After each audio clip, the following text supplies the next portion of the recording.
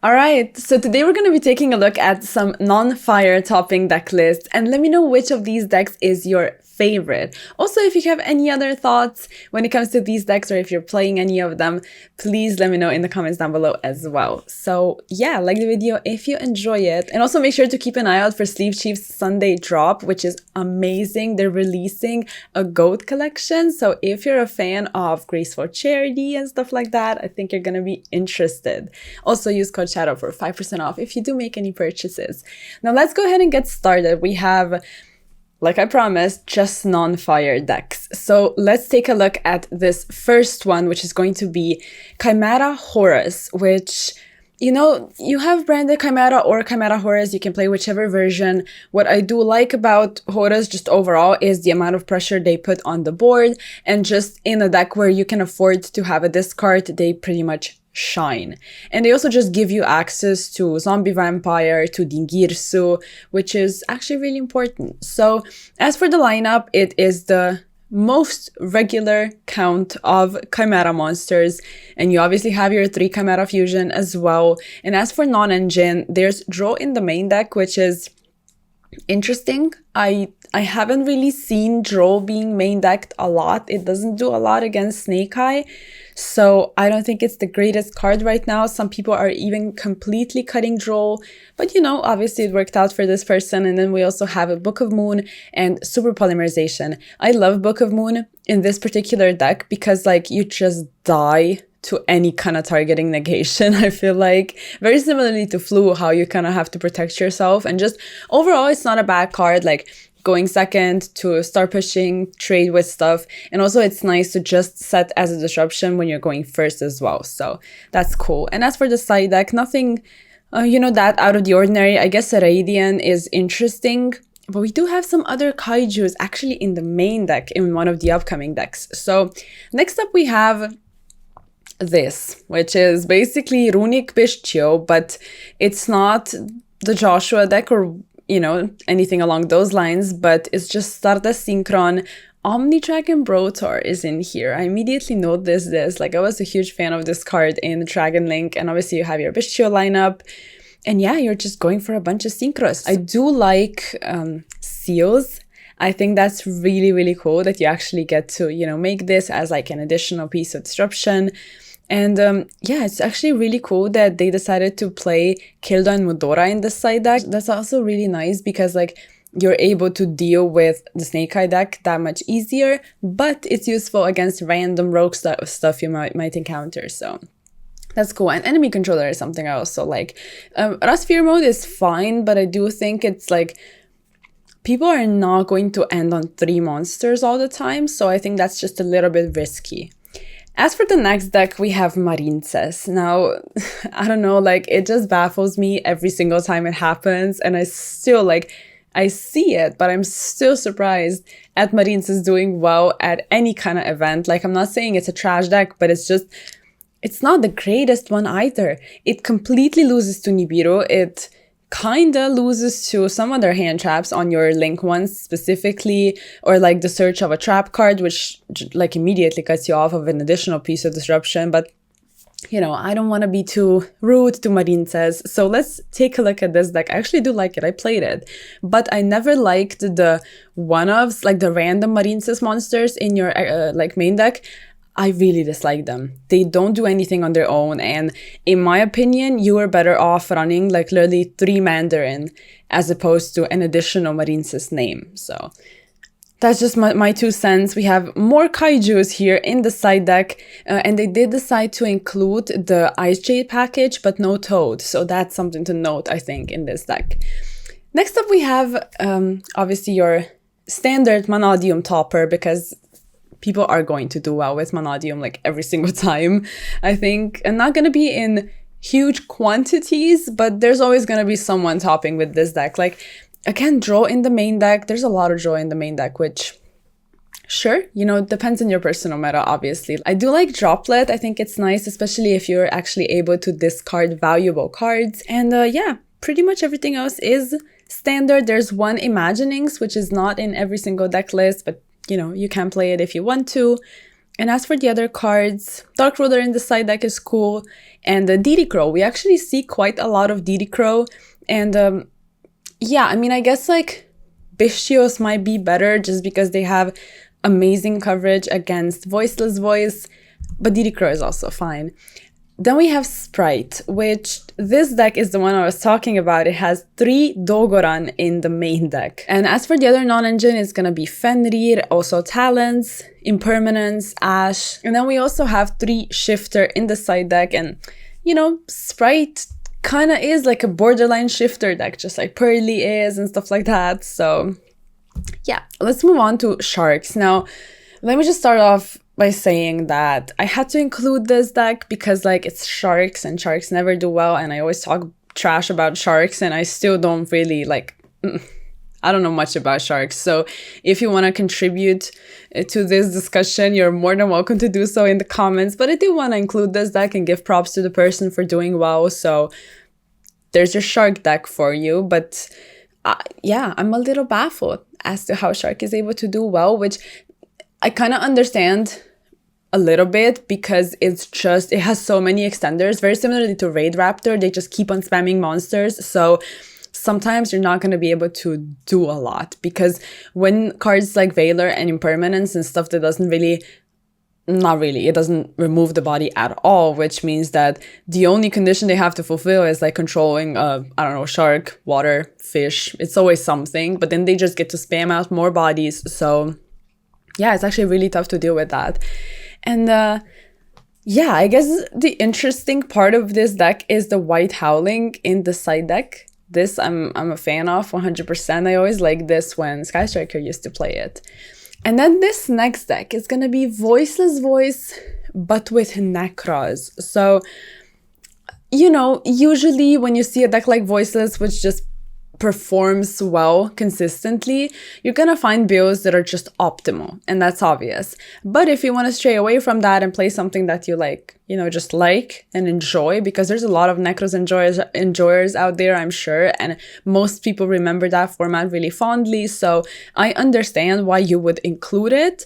And I actually am wondering how this deck is functioning and how well it's doing. So if you have any more information, I would love to know that. But I did want to include this. I guess Ghost Ogre is cool in the side deck. You don't see that a lot, like you don't see that often, but it does have some really powerful applications.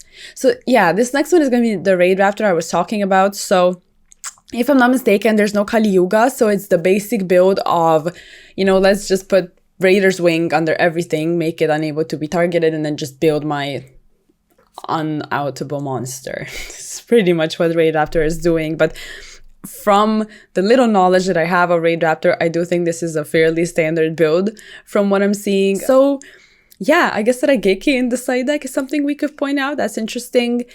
And Shifter is in the side deck for Crossout, I assume. So yes, I said no fired list. Look, it's not a fire list. It's a list that smoke screens into Sky Striker. And I had to include it because I have a thing for smoke screening. I just love it. I think it's so funny and it just gets me every single time. Hasn't happened to me yet, but I don't know. I always love a good smoke screening story. So if you have those, drop them in the comments. But yeah, it's a very fire deck, obviously, but in the side deck there is Shark Cannon, 2 Widow Anchor, 2 Engage, and obviously there's a Hornet Drones in the main deck as well, and you have Kagadi in the extra deck. And yes, I wanted to include this. It's cool because it's a fire and it's just I don't know, like, let me know more if you have info about this deck. Next up we have Labyrinth, which I'm so hyped. I actually get to feature Labyrinth in this video because there's no Labyrinth doing well whatsoever. And yeah, people are always kind of sad when there's no Labyrinth and they leave comments about it. So now, you know, here's your Labyrinth deck profile. So let's take a look at it. And right off the bat, it's actually going to be Unchained Labyrinth, which, you know, there's mixed opinions about which version is better. But yes, Kildo and Modora in the main deck, 2 Floodgates in the main deck. Oh, this is actually a really interesting Labyrinth list. Okay, I like this. So the other ratios are standard. 1 Lady was always standard in the Unchained version. And yeah, I guess the rest is just basic. Super Polymerization is fine. You have space in the extra deck. I guess. I mean, I don't know. Like with prosperity, it's fine, but with extravagance, like you just want a lot of copies, obviously. So yeah, I think it's working over here, obviously. Field Spell in the side deck is cool. Like Field Spell is nice, but it's not that nice. Moving on to Centurion. So this is gonna be Centurion Horus, which also really nice. Again, I love a deck that, you know, incorporates Horus. And as for the actual ratios, here we have another of the Horus monsters. I'm pretty sure this is the Dua Mutif or whatever it's called. And as for the rest, it's just gonna be your standard, you know, Calamity Turbo deck. So yeah, you know, I guess it's just kind of sad to see that Centurion really doesn't do much else, because it would be a cool deck if it wasn't for the Calamity lock. So hopefully this gets addressed. Summon Limit in the side deck, which is kind of the MVP of today's format, although there are ways being developed of playing around that card, actually. Then we also have Dragon Link. Now, if you know me and if you know my channel, I'm always include a good Dragon Link deck profile.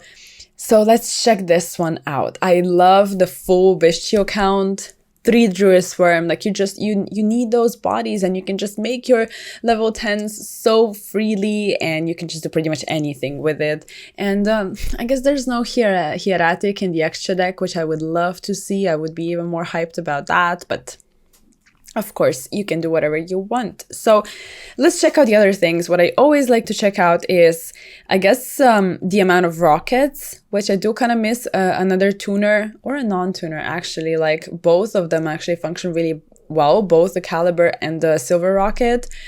And I've also seen a deck recently that plays 2 red MDs, so I guess I'm gonna have to take a look at that as well when I'm checking out ratios. But as for the rest, I guess only 1 regained. This is also debatable. You can do whatever you want. I do like 2 of them. I mean, from what I've seen, it is really, really good. And yeah, the rest is just standard. So yeah, this is like a basic voiceless voice list. We can also check this out, but it's really similar to the other one. I just wanted to showcase the Necros one a little more, but we do have a standard one over here as well. I guess what interests me would be Bell in the main deck. I'm not certain that card is main deck worthy, but you know. Then we have Flunder. So we're gonna just really quickly go through this because, you know, it's Flunder. So yeah, 3 Shifter, 1 DD Crow, 2 D-Fissure, which, you know, if your deck can play it, just run it. Like, you do have to win in today's meta, so try to do that by any means necessary. 1 of the Dark Ruler together with Thrust, which I've always talked about how Thrust is so good in Flunder. And there's 1 more rivalry. So we saw this in Labyrinth as well as over here in Flunder. So, okay, cool, sure. And then we also have, I guess, a fairly standard side deck. So Ash, and then some back row removal, more Dark Rulers, another Fissure, and then also the Herald of the Abyss, and just targets for your Thrust pretty much. Moving on to this regional, so top 4, Branded Despia. This is 40 cards, I think. Yeah, it seems like clean 40. So let's check this out. 3 Allure. So this is cool, but like, I don't know. I always like the versions that just go above 40, like 50 or even 60, because then you can play Allure and you can also play 3 Tragedy and 3 Mercurier and do all of that without the risk of like just drawing very weirdly and breaking. But, you know, I guess when it comes to like shrinking your deck down to 40 and you still have 3 Allure, 3 Tragedy, you're gonna see those combinations more often. So it does make sense, but I don't know, like the bigger count decks just interest me a lot when it comes to Despia. I think they're really cool. And you can also like include Goldstark and stuff like that, because for the most part, this is very, very basic. Only 2 Albas though. I've always seen 3 Albas, at least recently. So yes, let's move on to Kashtira. 1 Scareclaw, 3 Fenrir, 3 Unicorn, 3 of the Rice Heart, no Ogre, Moonlit Chill, very basic for this deck. You can make Baron, which is nice. And yeah, the rest is just Kashtira things and Shifter. And we also have 3 Lava Golem, which is cool. So that's what I meant, you know, like Rasfir mode is not that great in my opinion. Lava Golem is probably much better. And I'm not biased because I like Lava Golem. So, okay, moving on, we have an Unchained list. And this is actually a winning deck list from Las Vegas Regional. And it just baffles me how Unchained is still able to do well. But yeah, seems like a very standard build. Actually, there's the blue like Disaster main deck monster, which not everyone plays. And also one Shayama. But yeah, I think that's pretty much a very, very standard Unchained deck. It's still very surprising to see it do well. But, you know, cool nonetheless. And also another rivalry in the side deck. So I think the main takeaway from today's video is if you can include rivalry, you probably have to play it. So I think this is actually going to be it. So yeah, hopefully you enjoyed and you got to see some interesting deck lists that are doing well right now. Again, let me know which deck list was your favorite and what deck you decided to play. And yeah, like the video if you enjoyed it. And I'll catch you in the next one. Bye!